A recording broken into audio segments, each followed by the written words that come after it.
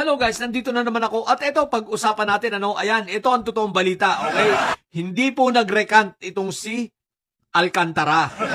Kaya nga nung mga nakaraan, di ba, kinontent ko, sabi ko, wala namang confirmation ang DOJ, wala silang hawak na dokumento na nagre-recant na nga o umaatras sa kanyang mga statement, itong si Alcantara. Kaya sabi ko, hindi naman ako naniniwala. Kaya lang, kumbaga, nagbigay ako ng mga opinion, if ever ito ay totoo, pero mas lamang talaga yung hindi ako naniniwala kasi nga walang dokumento na natatanggap ang DOJ.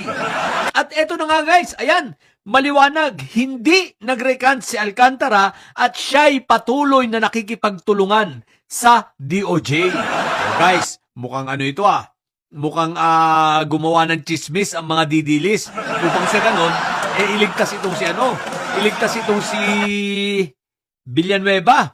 Ba't ay puti ano pala yun? Reflection. Kala ko na. Reflection lang.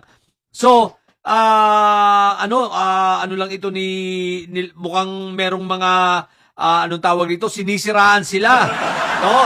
Para sa ganun, may iniiwas. Pero eto guys, itong paglilinaw ng abogado nitong si Alcantara, basahin nyo na lang yan, i-research ninyo, mababasa ninyo. Nilinaw ng abogado ni Alcantara na walang katotohanan at hindi nagre-recant ang kanilang kliyente at ito'y patuloy na nakikipagtulungan sa DOJ at matibay ang kanilang usapan, no? Ang kanilang agreement ay nananatili.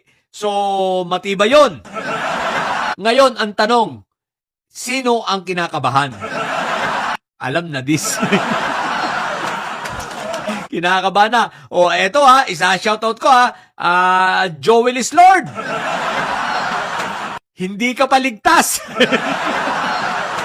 Akala mo malamang-lamang hindi kaya ito mga kumilos kasi lumabas ito after nilang mag-submit ng kanilang counter affidavit sa DOJ, natatandaan ninyo?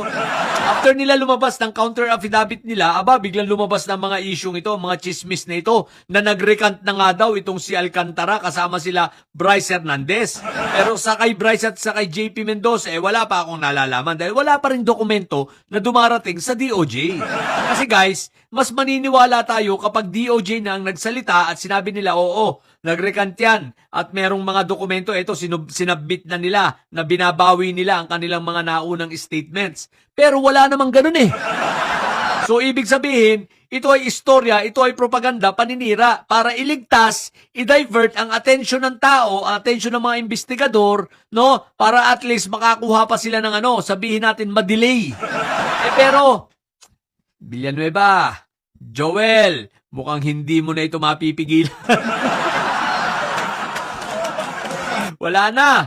Hindi mo na ito mapipigilan, mukhang tuloy-tuloy na. Ibig sabihin, hindi ka safe.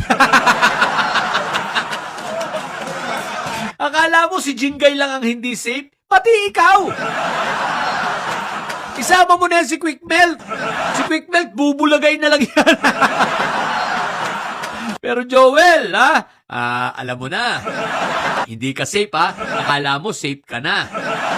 So guys, kaya wag kayo basta maniniwala, no? Para bang ang rami kasi lumalabas. Even si Binibini Baklang Hari, nahuli na daw. Wag muna kayo maniniwala sa ganun. Para hindi tayo pagkamalang mga fake news, no? Kailangan i-research natin, i-verify muna natin. Kung yung mga inilalabas na yan, kung facts ba yan o fake news, no? So, pero, eto, hindi to fake news. Talagang hindi po nag-recant, hindi bumaliktad si si Alcantara. Nananatili ang commitment niya na makikipagtulungan sa ating gobyerno, makikipagtulungan sa DOJ para dito sa mga anong tawag dito, solusyonan at madala sa hustisya, no, ang taong bayan, mabigyan ng hustisya at maipakulong itong mga dapat makulong. So, yung sa source ni Montulfo na sa Tweety Bird niya, maaaring posible yun na nakipag-usap yung mga abogado pero hindi ibig sabihin pumapayag na itong sila Alcantara. Maaaring kinakausap ng mga abogado ni Sayad, no?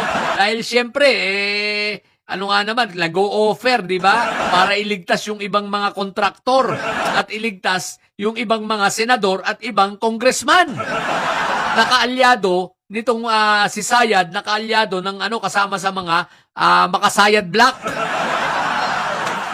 So, posible na gano'n ang pangyayari. So, hindi imposibleng nakipag-usap. Oo, nakipag-usap, pero hindi ibig sabihin ay pumayag. No? Hindi naman ibig sabihin na makipag-usap lang, may dandil na agad ron. Hindi naman gano'n.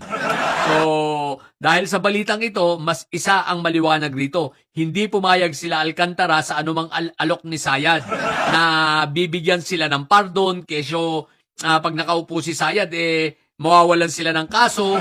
Alam naman ng mga ito na bulahan lang. Paano mong bibigyan ng parol kung itong mga ito ay mahatulan? Paano mong bibigyan ng parol ng kulang pa sa panahon? Kulang pa sa taon na ibinubuno? Dahil bago mo po magkaroon ng parol ang isang tao, bago mabigyan niya ng parol o pardon, may binubunong taon yan. At least 1/4, hindi ko lang sigurado, parang 1/3 or 1/2 ng kanyang sentensya. Kailangan ay nabununan niya sa loob.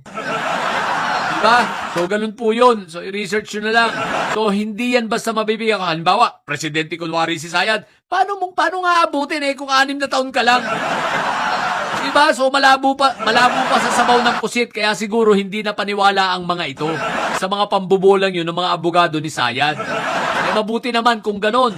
Dahil obvious na kayo ay binobola lamang. Pinapaasa kayo sa wala. Pangalawa, aasa pa ba kayo? Alam nyo naman na si Inday Sayad, mai-impeach yan. Alam nyo naman na hindi na yan makakatakbo sa 2028 at tatakas nga yan. Makakasama pa niyan yung kanyang isa pang kapatid. Malamang-lamang, dalawa yung tatakas na yan. Lalo na pag naisampa na ni Sentry yung ibang kaso rito kay Iyotman. Malamang-lamang, tatakas din yan. Dalawa yan na magtatatakas. Run bato rin niya. Hindi nyo napansin guys, no? Ang template ng mga makasayad black, tsaka ng mga yung mga may sayad na yan, no? Basta mga Alipores tsaka yung mga makatae, mga tagasunod ng nila Fentaboy. Ayan, ang magtatakas. Tapang-tapangan, pero pag nandyan na, tatakas na. Kita mo si Bato, di ba? Tapang-tapangan, pero nasan ngayon? Wala pang warrant, di ba? Nung wala pang warrant, tumakas na siya. Ngayon, may warrant na talaga siya. Lalo na. Hindi na yan magpapakita, hindi na nga makontak ang cellphone, Ewan ko kung nasa na yan, pero hinahanap yan. Bale, kumbaga at least lumiit ang mundo mo. Patay ka na ba to? So ngayon, gagayahin niya yan din ang gagawin ng dalawang magkapatid na may sayad. Si Pulong at